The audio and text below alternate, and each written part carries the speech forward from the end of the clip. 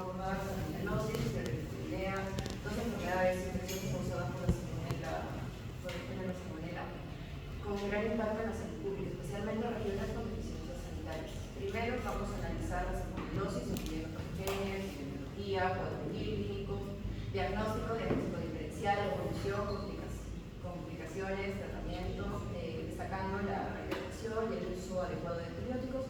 También vamos a revisar medidas preventivas como la higiene alimentaria.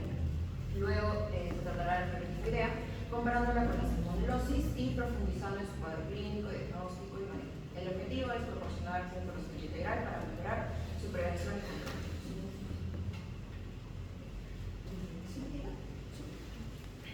Bueno, para empezar vamos a hablar sobre la salmonelosis y la fiebre tifoidea, que son infecciones de gran relevancia en la práctica médica, especialmente en las personas con deficiencia en el saneamiento y el acceso a agua potable.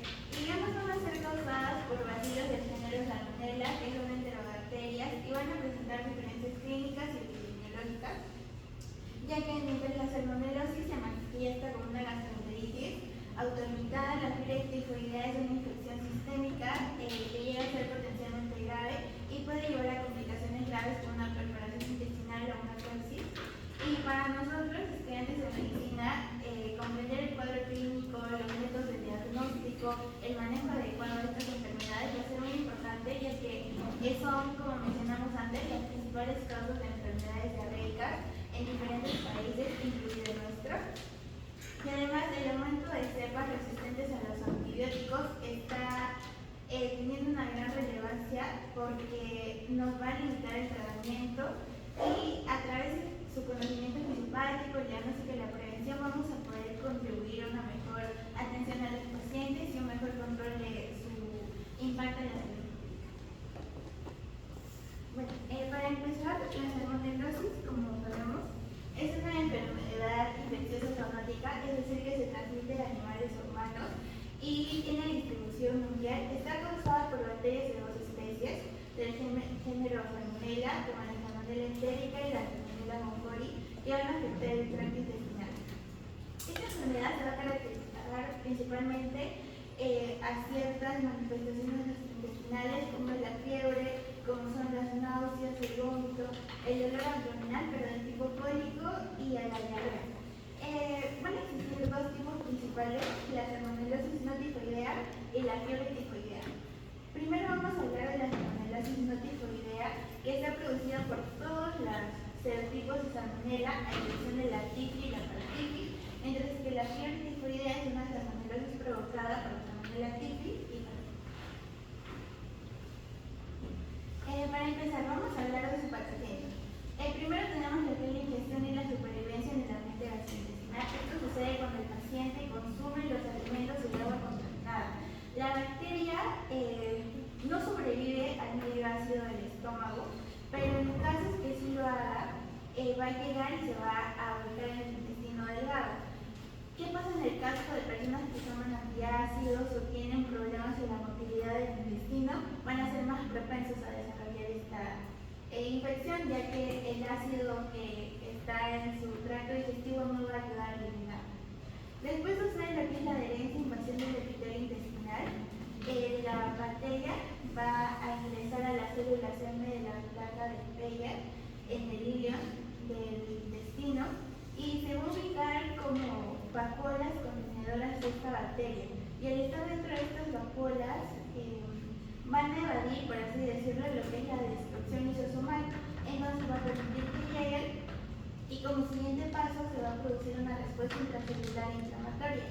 ¿Qué quiere decir esto? Que la bacteria va a activar el sistema de respuesta intracelular e inflamatorio. Se llaman factores como la interleucina 8, el factor tumoral alfa, también la interleucina beta, y también el neurotrófico. En esta parte vamos a ver qué ocurre en la diarrea, pero es una diarrea por causa inflamatoria. Como siguiente caso vamos a tener lo que es la diseminación sistémica en el caso de la fiebre tifoidea, porque en la salmonelosis nos limitamos a una respuesta a la diarrea, al cuadro clínico, y después nos vamos a la eliminación y transmisión fecal.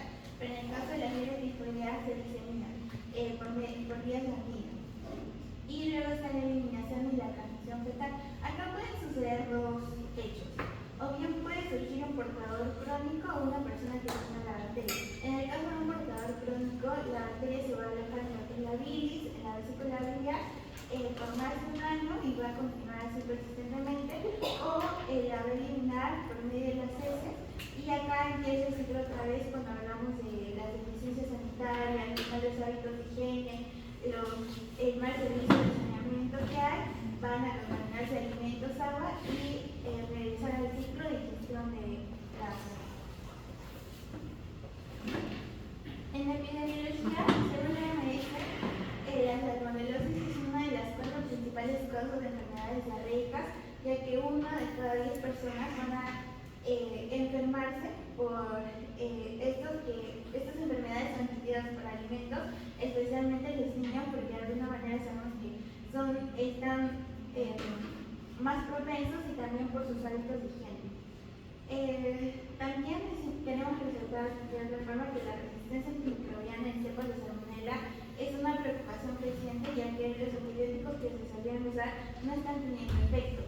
Los 2 tipos de salmonella que están presentando esta resistencia es la salmonella typhimurium y la salmonella infantile. En nuestro país vamos a ver que la enfermedad en porcentaje es más frecuente en adultos mayores de 65, pero también los niños de 0 a 4 años van a tener un porcentaje importante como un 14,3%. Y los síntomas más comunes en el grupo de pacientes, el 66,1% presenta fiebre moderada, el 40,7% diarrea y el otro 40,7% llega a presentar alteraciones del estado de conciencia. Y haciendo un análisis se ha visto que el 75% de los pacientes han adquirido la enfermedad en la comunidad. El cuadro clínico. Como dijimos, vamos a hablar de la salmonelosis multifoliar en primer lugar, y esta salmonelosis se va a presentar como una gastroenteritis con diferentes signos y síntomas. En primer lugar, se tiene una diarrea acuosa con moco o ya sea seminoliente en algunos casos. Puede presentar fiebre moderada, también dolor abdominal tipo cólico, náuseas, vómitos, puede presentar malestar general, cefalea. Acá, este cuadro clínico se manifiesta entre las 6 y 72 horas después de ingerir los alimentos o el agua contaminada y va a tener una duración de 4 a 5 días. ¿Cómo podemos diagnosticar esta enfermedad? Por diferentes métodos, ya sea un diagnóstico microbiológico, que puede ser un coprocultivo, un obstructivo o un orocultivo. El coprocultivo se va a realizar los primeros días de la diarrea. Se pide que la muestra sea de los primeros días y previo aún, en caso se llega a solicitar un tratamiento antibiótico antes de concluir los antibióticos. El hemocultivo, en las sospechas de bacteriemia, que quiere decir que la bacteria ya llegó al nivel sanguíneo. Esto se realiza usualmente en el caso de fiebre tifoidea, y el urocultivo, que se realiza ante la sospecha de que la bacteria está siendo elijada o urinaria. En segundo lugar, se tienen pruebas serológicas como la prueba de Vidal, que principalmente va a buscar antígenos de la salmonella, pero tiene baja especificidad y baja sensibilidad, por lo que es muy probable que dé un caso positivo. Entonces, no se utiliza como primera elección. La ELISA, que también va a ver la inmunoglobulina M, la IgG, para evaluar el grado de infección que tiene. También se realizan pruebas moleculares como la PCR, que nos va a dar a conocer en casos de muestras de heces, sangre también. Van a tener buena especificidad y son rápidas. Entonces nos pueden dar a conocer los diagnósticos en casos complicados y otros exámenes complementarios como un hemograma para poder ver si hay infección presente. También se puede pedir una prueba de enzimas hepáticas, ya que se ha evidenciado que la salmonelosis puede afectar los valores de las enzimas hepáticas. También se puede pedir una prueba de velocidad de sedimentación glomerular, que se eleva en casos de infecciones sistémicas, o también la PCR, la proteína C reactiva, que también se eleva en casos de infección. Continuando respecto al diagnóstico que decía antes, la ruberosis, encontrarán que aquí en la primera encontramos diferentes infecciones bacterianas que van a tener una similares signos y síntomas. Por ejemplo, empezamos con la diarrea del nerveo, o sea, por Escherichia coli, entre otros oxigénicos, que es una diarrea acuosa sin sangre.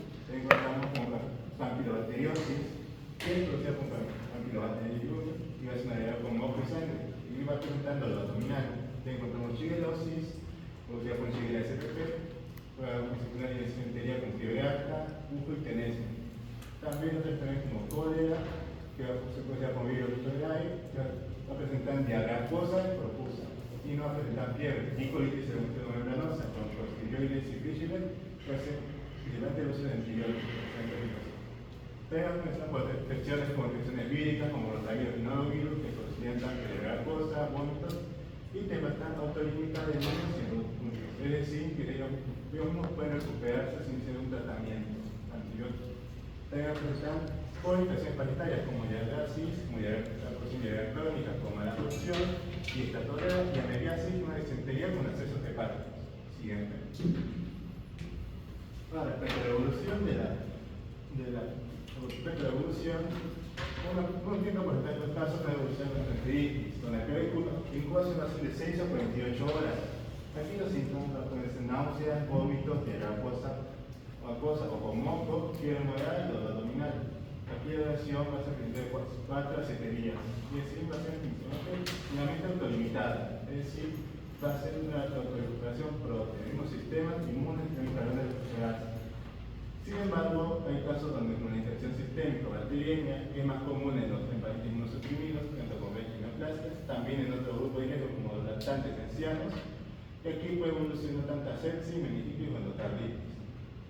Y para la recuperación, el paciente puede desarrollar estando en un estado de portador crónico, es decir, que la salmonela, después de persistir durante un año dentro del paciente, esta se va a acumular principalmente en la vesícula biliar y ahí se podrá diseminar y contiene su cuerpo sin recaídas y se disemina principalmente por vía fecal. Diapositiva.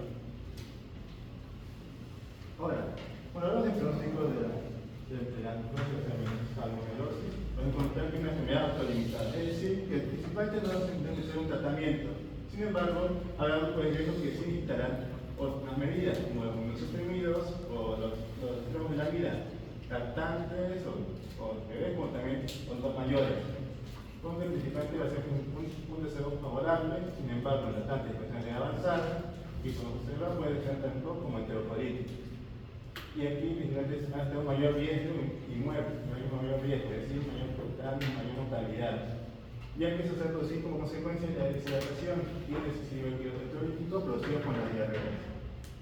En cambio, también otro riesgo de los muy comprometidos que están más del 30%, sin el caso de que pueden ser bacteriemia, debido a las complicaciones graves. Y los portadores crónicos que tienen una posibilidad del 3% de desarrollo de volverse uno, y todavía en esta situación para poder intermitente de infección, pero sin síntomas evidentes. Y eso se realiza a través de las heces. Siguiente. Acerca de las complicaciones, como mencioné, también situaciones donde hay diarrea en el caso de que evolucione el colitis. Es decir, a mayor diarrea, se produce una hidratación severa que va a ser más y afectar mucho más tanto a lactantes como a personas mayores de edad. También se puede producir su síndrome de Rett, es decir, bajo sistema de citis, antibiótica y conjuntivitis. También la bacteria se puede designar tanto al vaso, o cuando así que puede generar accesos interluminales o esplénicos.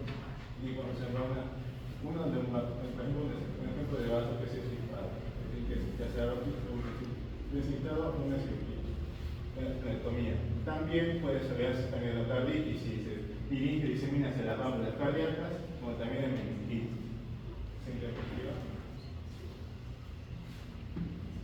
Ahora, cuando hablamos de tratamiento, como mencioné, no es un tratamiento antibiótico, pero en el caso de que haya infecciones como la diarrea y se puede hidratación, se puede tanto manejar como una hidratación oral. Esto se va a utilizar para hacer las monedas, es decir, adultos mayores o niños. En este caso, los adultos va a ser una hidratación oral con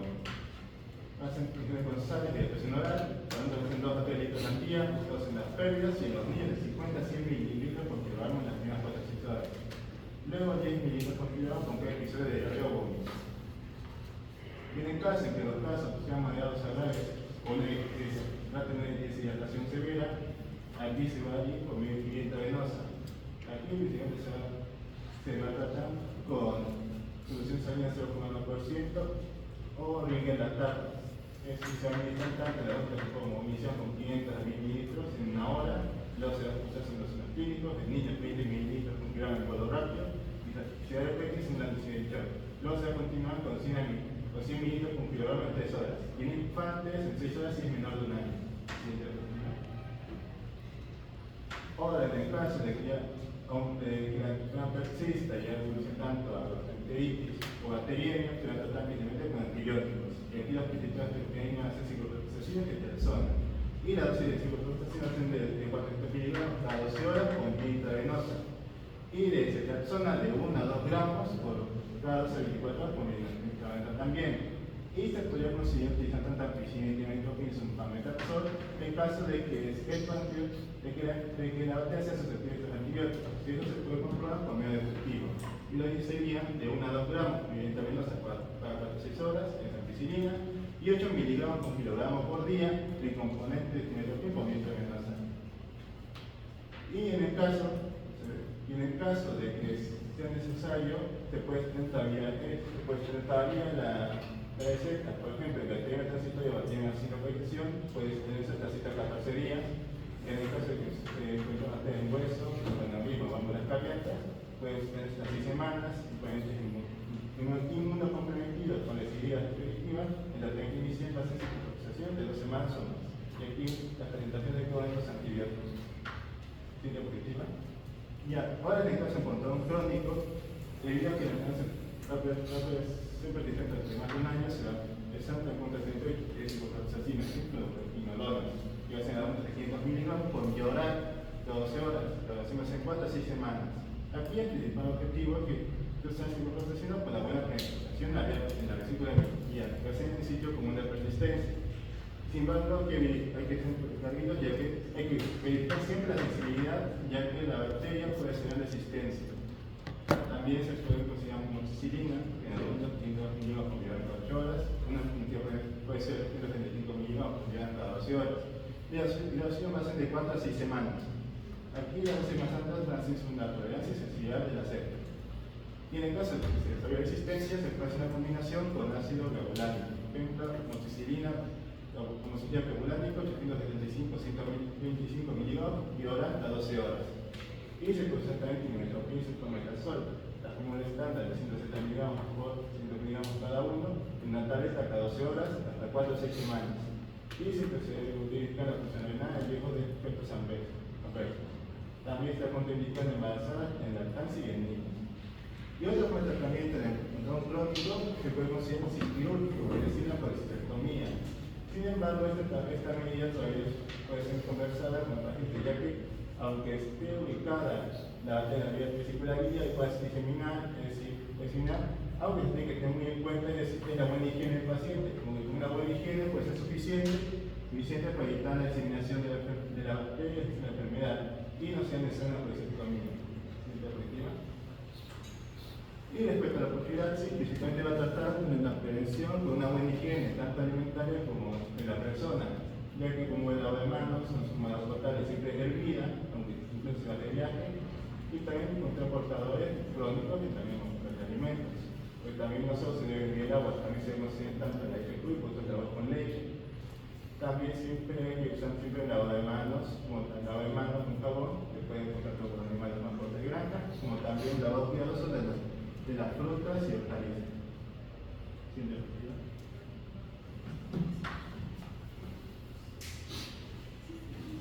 voy a hablar acerca de la fiebre tifoidea. La fiebre tifoidea es una enfermedad sistémica febril aguda causada por la salmonella tifi. Afecta a los órganos humanos y puede ser grave, puede presentar fiebre, dolor abdominal y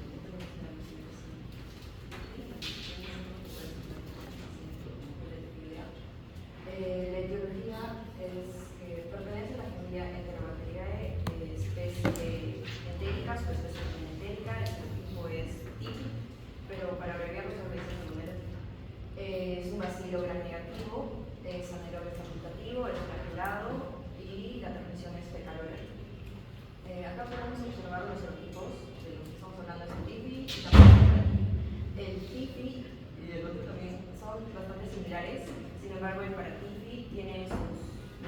infecciones son menos agravadas.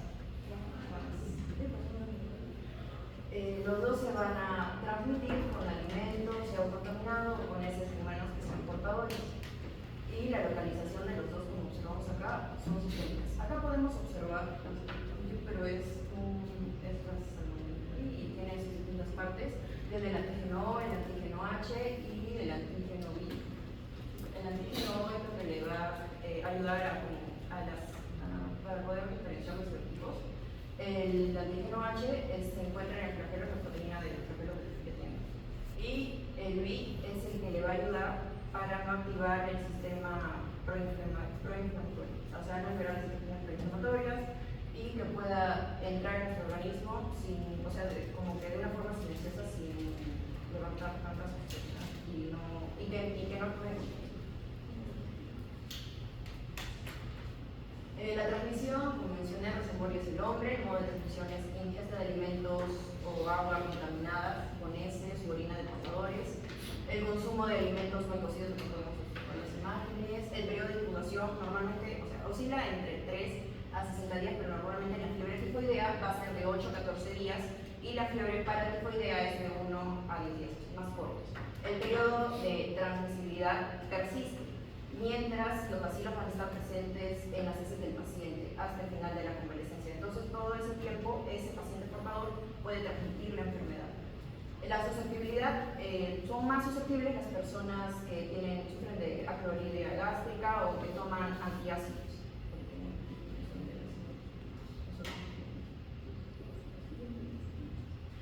La patogenia. Empezaré hablando acerca de una característica importante de la salmonela, que como anteriormente ya les he presentado, en su cápsula, en su pared, contiene el antígeno B, el cual le va a ayudar a evadir la respuesta inmune, ya que va a evitar de que los receptores tipo TOL como que se den cuenta de su presencia y además disminuye la activación de la vía del factor nuclear kappa beta. Ahora sí, hablando de la patogenia, el primer paso es el ingreso de la salmonella típica al intestino delgado. ¿Y cómo ingresa? Por vía oral. Ya, ingresa en nuestro organismo y se va a adherir a la célula semen de la placa de Peyer.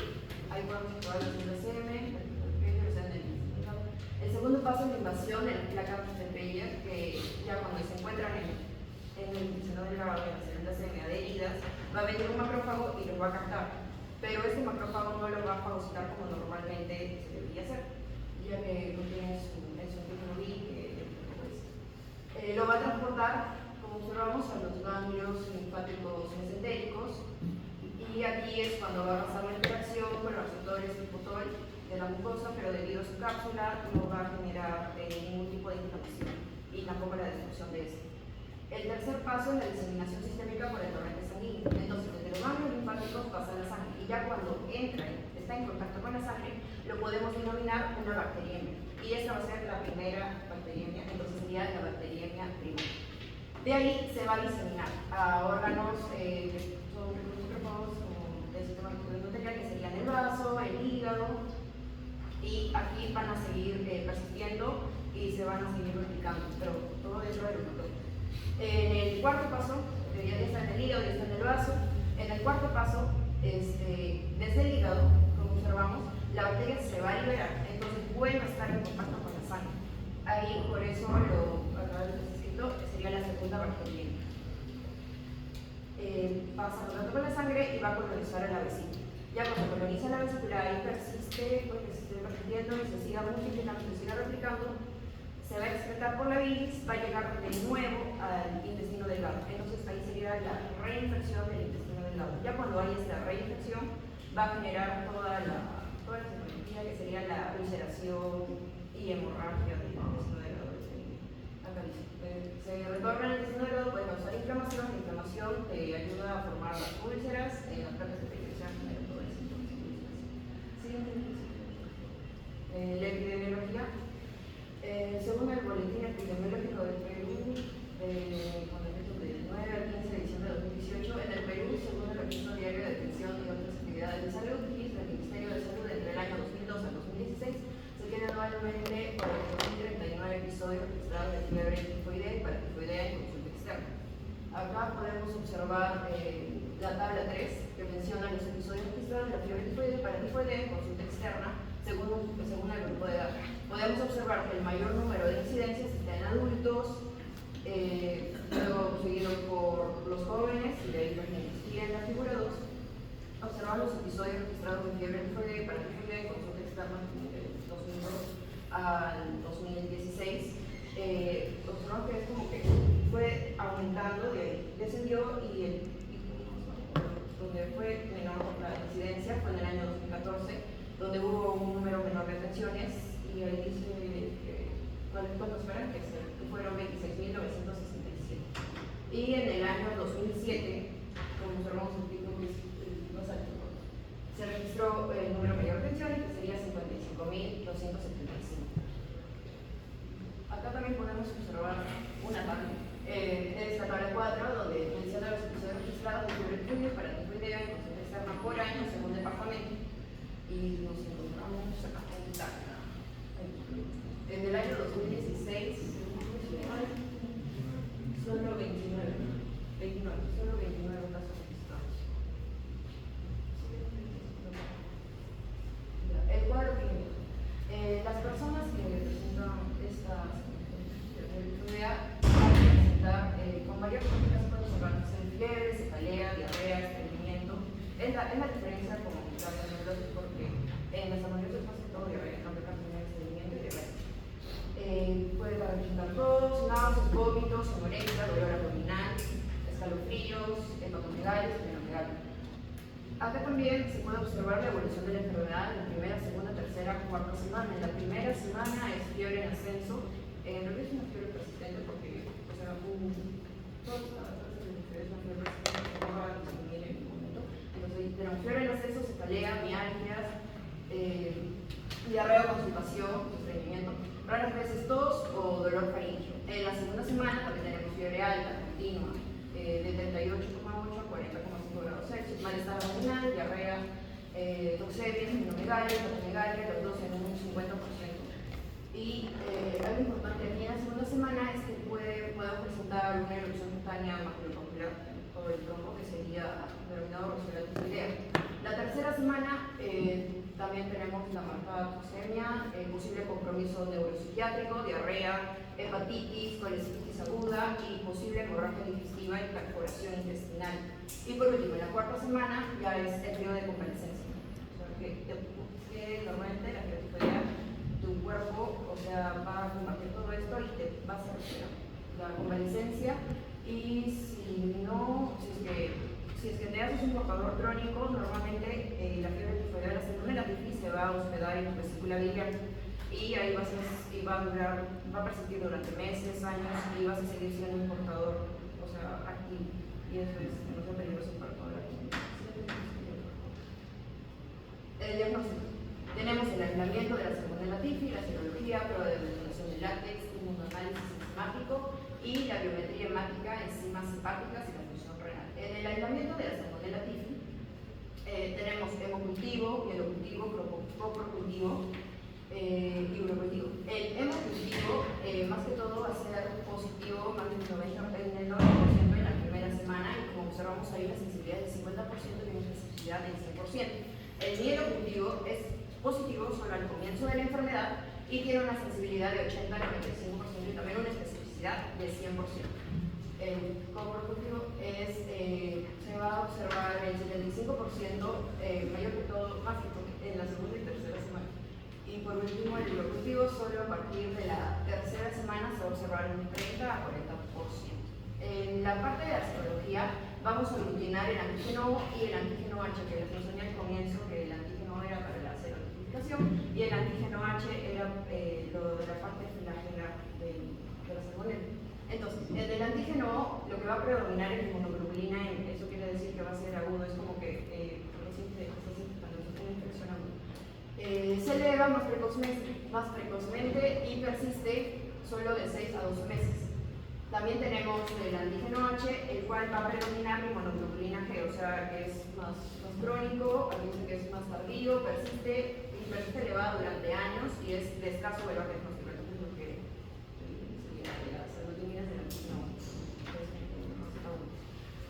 La prueba de aglutinación de látex, lo que va a hacer la coagulación para el antígeno B, cuál era el que daba toda esta inflamación.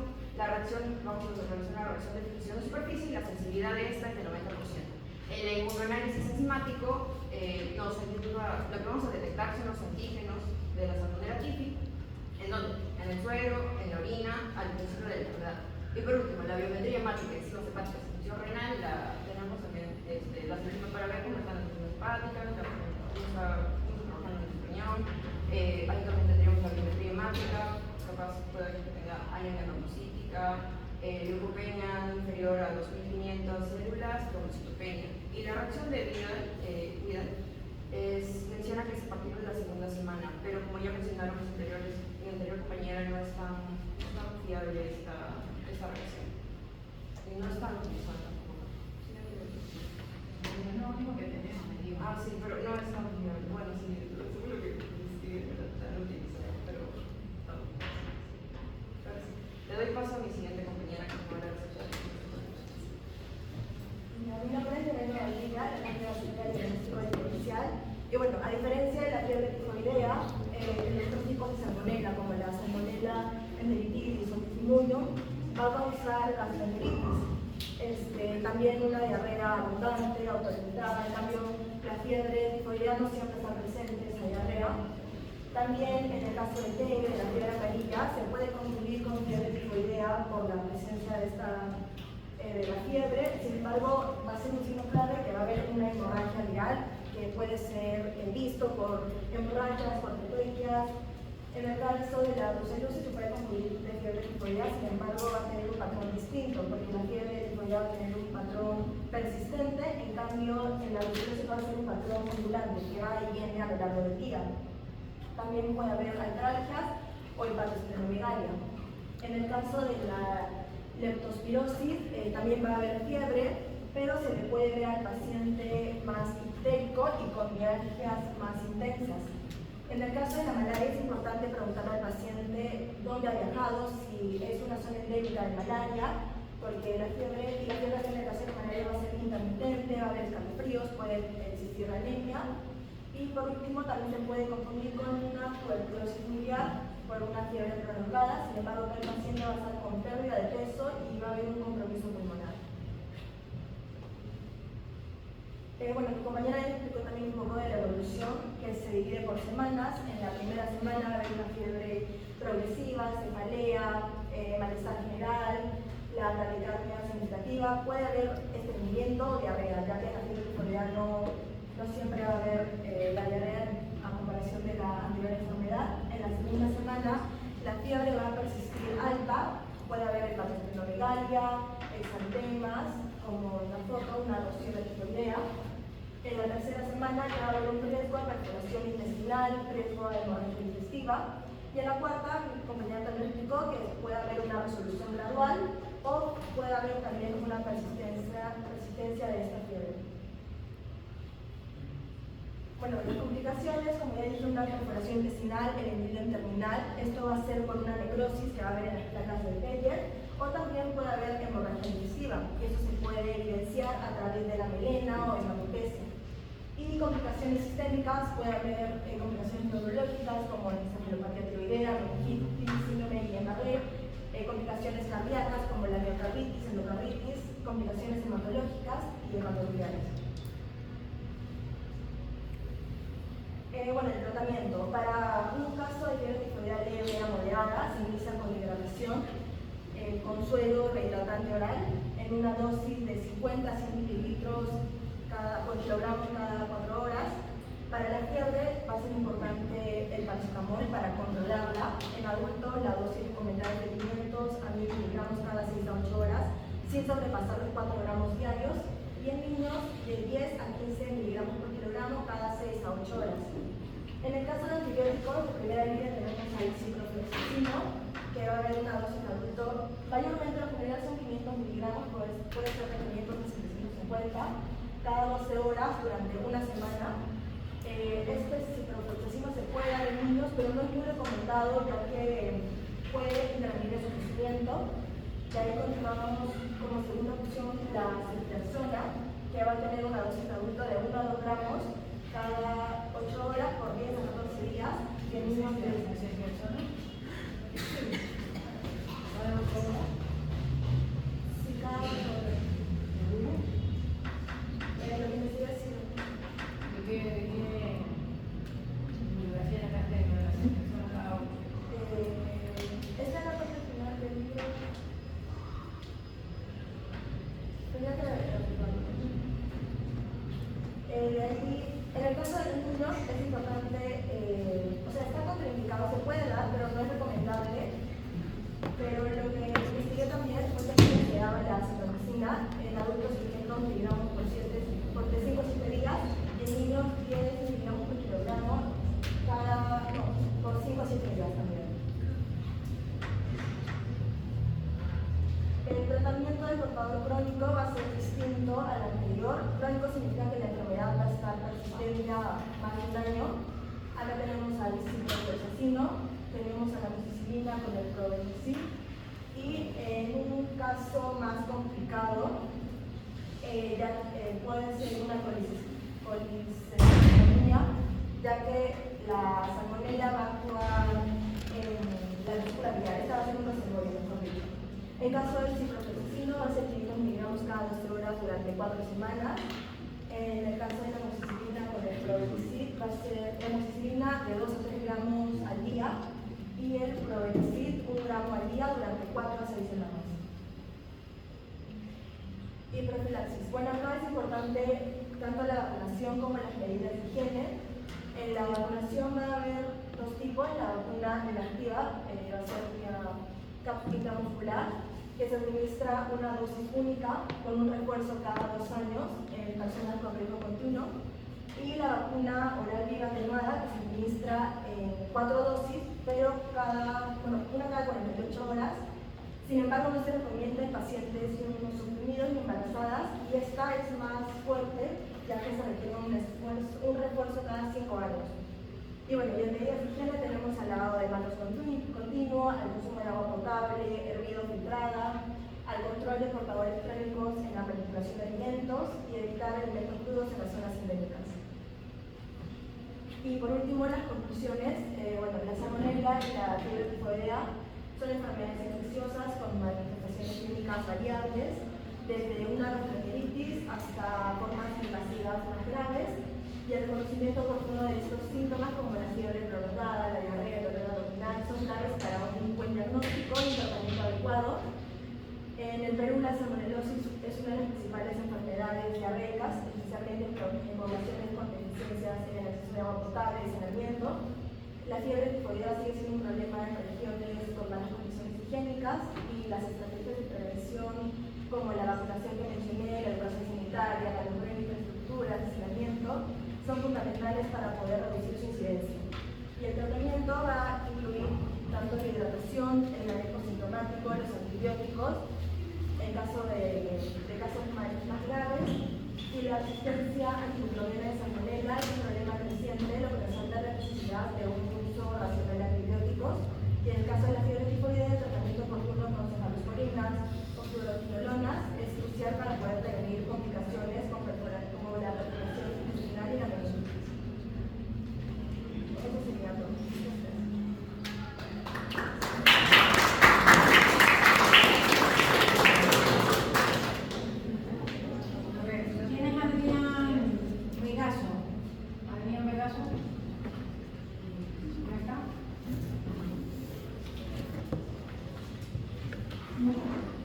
Fernando Álvarez.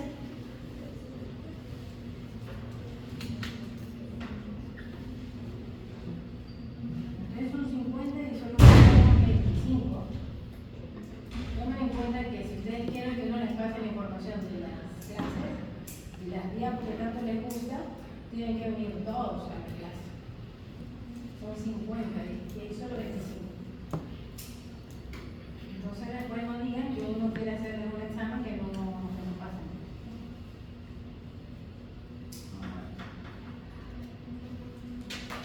Sayuri Coaquera. ¿Quién es Sayuri? A ver, Sayuri, de acuerdo a lo que tenían tus compañeros en este tipo de patología, ¿qué consideras consideras que debes hacer tú cuando llegues como segundista a tu primer nivel de atención en tu comunidad? Porque como verán, claro, ellos abordaron diciendo las complicaciones de esta enfermedad, pero son que comprometen la vida del paciente, ¿no? Fíjate que este tipo de bacteria puede ocasionar una meningitis, puede ocasionar una perforación, puede ocasionar una hemorragia digestiva. Entonces, ¿es grave o no es grave el control de esta bacteria en nuestra comunidad? Pues sí, que puede provocar, puede afectar tanto a niños como a los adultos, provocando diarrea y otras complicaciones. ¿Pero qué medida tomarías tú como médico de un centro de salud en tu provincia, como servista? Primero hacer un ensayo clínico completo, enfocando principalmente en el examen físico. Claro, pero que aborde toda la comunidad. ¿Qué harías? ¿Qué podrías tú investigar en tu comunidad? A ver, ¿quién le ayuda? O sigo buscando en la lista. Elías. ¿Quién es Elías? A ver. Miren, muchachos, la idea de la clase y de que ustedes se formen como médicos, más que venir a una clase y escuchar o estar distraídos en nuestros celulares, es que esto es lo que ustedes se van a enfrentar en su puesto de salud. Y ustedes tienen que tomar conductas oportunas para que esto no se complique. Porque el paciente te llega con la gastroenteritis, una gastroenteritis más, receta, ni siquiera lo evalúan para su casa. Y el paciente puede fallecer. Entonces es muy importante venir a las clases, bien sea virtual o presenciales, para que ustedes aprendan las cosas. Que me van a dar las diapositivas y yo voy a estudiar ahí y me va a salir el examen. No es solo eso, muchachos, es más allá, ser responsable. Pues ustedes van a jugar un papel muy importante en ese primer nivel de atención médica. Ustedes van a jugar un papel importante porque ahorita tenemos complicaciones creativas de enfermedades crónicas que ya no nos damos abasto ni presupuesto hay para los pacientes renales de depresión, por ejemplo. Cuando se puede hacer una buena adherencia al tratamiento y prevenir la enfermedad. Entonces, esta es una enfermedad infectocontagiosa que se transmite de qué manera. A ver, ¿quién ayuda, Elías? En el caso del coronavirus, podríamos aplicar campañas de prevención, también fomentar el uso de agua potable, el lavado de verduras, frutas y el uso de agua residuales. Pues ustedes tienen que hacer un censo en su comunidad, ¿verdad? A ver cómo son esas condiciones epidemiológicas de cada una de las personas que van a ir a su centro de salud. A ver si está llegando esa agua potable, si no, y ustedes hacen reporte como médicos las condiciones epidemiológicas en las que se encuentra su comunidad para prevenir una enfermedad como esta que puede comprometer la vida de un paciente. Porque fíjense que dentro de las complicaciones está la meningitis, que puede dejar al paciente secuelado, postrado en cama, y también tenemos un paciente que tenga un abdomen quirúrgico, y tenemos pacientes que son portadores crónicos. Ahora, te llega el paciente con toda esa sintomatología de diarrea, fiebre. ¿Qué hacen ustedes en su puesto de salud? ¿Quién participa? Sus compañeros se esforzaron para darles una presentación. A ver qué aprendieron de la presentación. Entonces, el paciente cuando llegue, ustedes tienen que saber, que no lo dijeron, y es importante que aunque no esté ahí en el libro, en la bibliografía, ustedes tienen que buscar cuál es ese esquema de hidratación, porque hay una hidratación leve, hay una moderada y hay una severa. ¿Cuáles son esos signos clínicos con los cuales ustedes cuando llega el paciente van a definir si ese paciente está con una deshidratación leve, moderada o severa? Porque dependiendo de eso, ustedes van a tomar una conducta. Lo van a mandar a su casa, lo van a mandar a un centro de mayor complejidad. Entonces, ¿cuáles serían esas manifestaciones de una deshidratación leve? Para tú tomar decisión de qué tipo de hidratación le vas a dar. ¿Vas a mandarlo con suero de rehidratación oral o le tienes que indicar una hidratación endovenosa o lo tienes que referir? ¿Podría preguntar cuánto es el proceso de diarrea, cuánto es el Clínicamente. las mucosas? Pero hay algo bien rápido, porque siempre tenemos que tomar, aparte de las mucosas. Llenado capilar. Llenado capilar, ¿verdad? Entonces, esas son cosas básicas que ustedes tienen que conocer, muchachos. Porque como vieron, el diagnóstico diferencial casi que abarca todas las enfermedades, todas las gastroenteritis infecciosas, virales, bacterianas y parasitarias, ¿verdad? Ya ustedes saben que el paciente le llegó con fiebre, con diarrea, las características son moco, ¿verdad? Eso te lo puede dar incluso una candidiasis. Pero tú, mientras que haces el examen, que ahorita vamos para allá para ver cómo hacemos el diagnóstico, ustedes ya tienen que ir evaluando al paciente en qué condición está de su estado de hidratación para tomar una conducta. Entonces, el paciente le llegó con una deshidratación moderada severa, ¿qué hacemos? Ustedes que revisan el tema, muchachos. A ver, cualquiera de los cuatro. En caso de que sea de hidratación moderada severa, se combina hidratación intravenosa. ¿Y cómo lo vamos a indicar? ¿Cómo le dices tú a la enfermera que lo vas a hidratar? ¿Cómo sería esa indicación? ¿De cuánto viene el frasco? ¿Qué hidratación es la que le vamos a colocar? En el lactato, cuando se trata de solución salina 0,9. Entonces tenemos la línea lactante y tenemos la 0,9, ¿verdad? ¿Qué presentación viene? Viene un frasco de 1000, acá en Perú son frascos de 1000. Entonces, en una persona que ya te pese más de 30, ahí Carlos nos dijo cuál era la dosis. A ver, ¿cómo tú haces el cálculo para hacer esos retos de fluido? Alexander Matías. A ver, Alexander, ¿cómo le indicarías tú los retos de fluidos a tu paciente para hidratar? Ya sabes que está con una deshidratación moderada.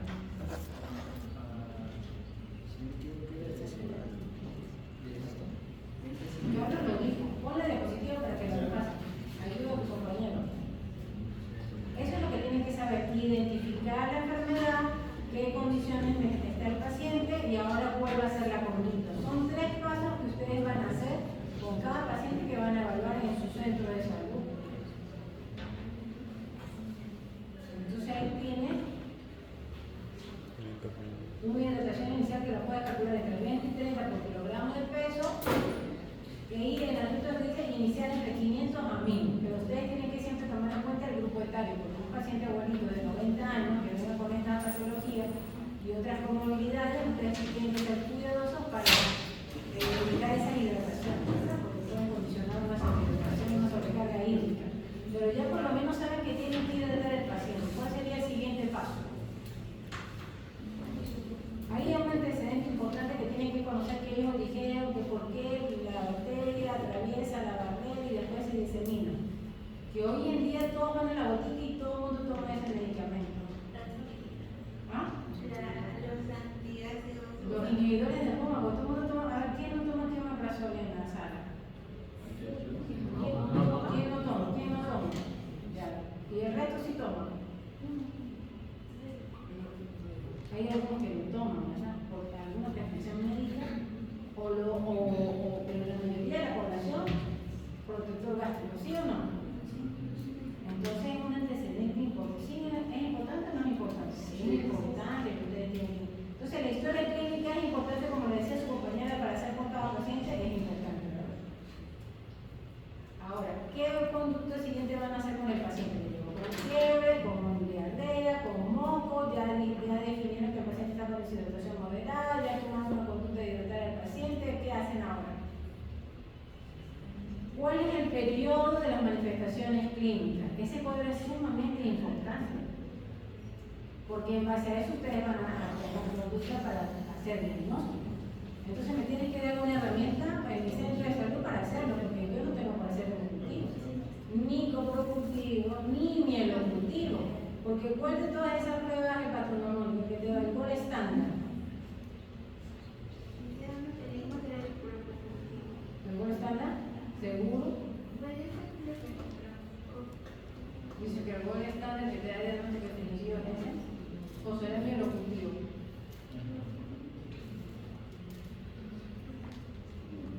Ya, pero estamos en el centro de salud de primer nivel. ¿Qué hacemos ustedes que revisan el tema? Porque ustedes tienen que llegar a su centro de salud averiguando todo lo que tienen disponible. Y yo preguntaría ya previamente a la médico que está o al médico que está allí, qué es lo que tengo que llevar, qué no tiene disponible el centro para yo llevarlo, porque ¿a quién le va a llegar el paciente? lo van a dejar ahí nomás. No quieren saber, ¿verdad? Porque para eso se están formando. Entonces, ¿qué herramienta tengo yo para poder hacer mientras que yo tomo por decidir de esta enfermedad? ¿Qué hago? ¿Qué hago? ¿Qué es lo único que ustedes digan? No es sencillo, no es específico, pero es muy rápido que tenemos disponible, muchachos, y con eso nos tenemos que cuidar. ¿Sí o no? Porque como yo cuántos días tardas en salir, y capaz en el centro de salud no hay para hacer consecutivas. Entonces, ¿qué tenemos que hacer, jóvenes? A ver, ¿ustedes qué opinan los expertos que dieron el tema? ¿Qué le solicitamos? ¿Qué prueba? Tenemos dos pruebas. La unidad que usted aquí había los antígenos O y H, que se llama el particular, y luego Y entonces me salieron los resultados. ¿Qué hago? ¿Cuáles son las titulaciones para yo tomarle en cuenta? Tengo que unir clínica de mi paciente, antecedentes epidemiológicos, más mi herramienta que es la única que tengo que ver para debilitar, porque no me olvides. ¿Y cuál es la titulación para yo tomarla en cuenta que sea positiva? A ver, Esteban, tú que lo sabes todo. A ver, ¿quién me ayuda, Esteban? ¿Cuál sería la titulación? Ahí la dijeron, pero ustedes no estaban detenidos. A ver, ustedes chicos que estudiaron. Los anticuerpos. No, la titulación, ¿cuánto? 1 sobre 80, 1 sobre cuánto. 1 sobre 80 y el otro era 1 sobre... A ver, pongan la lámina. 1 sobre 160 ustedes tienen que tomarlo en cuenta. ¿Cuál de las dos? ¿La O o la H? Esos son los detalles que ustedes tienen que preguntar a sus compañeros. Hay que ver el antígeno porque es el otro para ver Y el esquema terapéutico. ¿Cuál es el esquema terapéutico que yo le voy a dar a mi paciente de acuerdo al grupo tal? Si un paciente es un niño, ¿le puedo dar quinolona como la ciprofloxacina? Entonces ustedes tienen que ver cuál es el grupo, si es un niño, es un adulto, es una embarazada, encuentra. Eso es lo más importante de cada una de las cosas que ustedes tienen que saber. Entonces tienen que hacer esquemas para que todo este mundo, son dos moléculas de enfermedades, pues, y siempre se dan las más frecuentes, ¿verdad? ¿Cuál va a ser la conducta y cuáles van a ser los esquemas? Ahí hay un error en la de esa persona, tienen que revisar. Claro, porque ustedes tienen que conocer cuál es la posología de cada medicamento para indicarlo, ¿sí o no? Porque ¿quién va a hacer la receta o las indicaciones? Ustedes van a hacer esa receta. Entonces tienen que saber la presentación y por cuántos días lo van a colocar. Porque ¿cuáles son las complicaciones de esta parte de la perforación y la meningitis? Incluso también endocarditis infecciosa. ¿Sí o no? Ya, entonces tienen que saber cuál es el esquema. Entonces, en una endocarditis, ¿cuánto le van a dar el esquema de tratamiento? A ver. Cintia Chivino. A ver, Cintia, ¿cuánto le damos? 6 semanas, ¿no? Ahí colocaron, ahí están los esquemas. Entonces, de ahí va a salir el examen, pero estudienlo, porque cada diapo tiene información importante que ustedes tienen que conocer y preguntarle a sus compañeros, que fueron los que revisaron el tema. Porque esto es muy común. Yo tengo una paciente que hizo una colonicitis ascendente con múltiples accesos hepáticos que casi fallece de 34 años en el hospital. Y le hicieron un Ferrari de digestivo y le salió tingo, salmonela. Porque a ella le gusta vivir en dónde. Y ahí está anidada en ese órgano. De la vesícula. Entonces, ¿es importante este tema o no es importante? Es importante. Entonces, es importante cómo ustedes lo van a aprender. Porque cuando me llegue el paciente, a ver cómo el abuelito el diagnóstico diferencial de las diferentes las diferentes que ustedes colocaron ahí, entiendo. Colocaron leptospira, colocaron dengue, colocaron malaria, pero sí, ustedes tienen que ubicarse en qué área está la endémica de malaria, de todo eso, aunque no. O sea, hay información de que aquí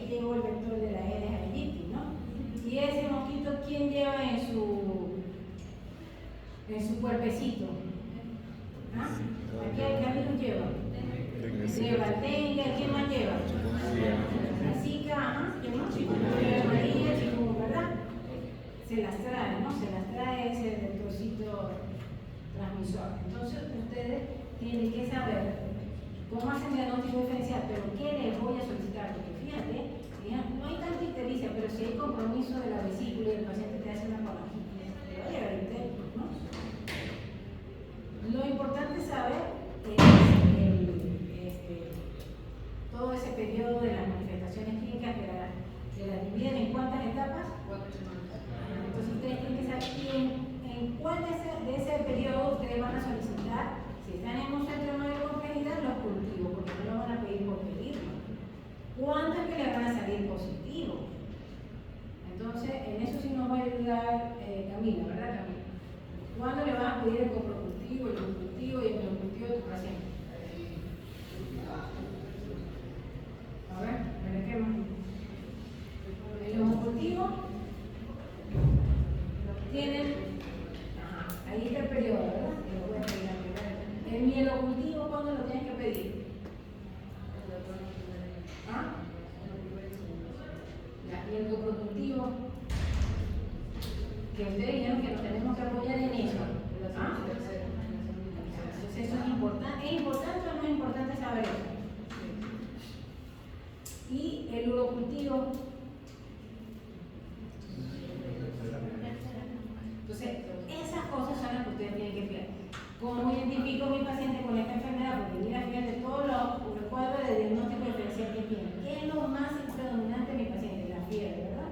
Ya saben que tiene diarreas, que esas diarreas pueden tener un moco. Tengo que saber el estado de hidratación para tomar conducta y luego de eso saber todas las complicaciones que me genera esto y qué pruebas yo tengo disponible en mi centro de salud para solicitar y ya tener por lo menos decidir qué tratamiento le voy a dar al paciente. ¿Ya? Entonces, ¿quedó claro eso, muchachos? Ahora, si en la próxima clase vienen menos, así, van a tener que estudiar porque mis diapos no se los voy a dar. Así las graves, voy a hacer el diapo súper sencillo. ¿Ya? Entonces, ustedes tienen que venir a verla. Es por, no es por mí, es por ustedes mismos, muchachos. Es por ustedes mismos. Y por eso tienen un horario para cada cosa. Que es muy fuerte, fuerte, pero tienen que organizarse. ¿Ya? ¿Alguna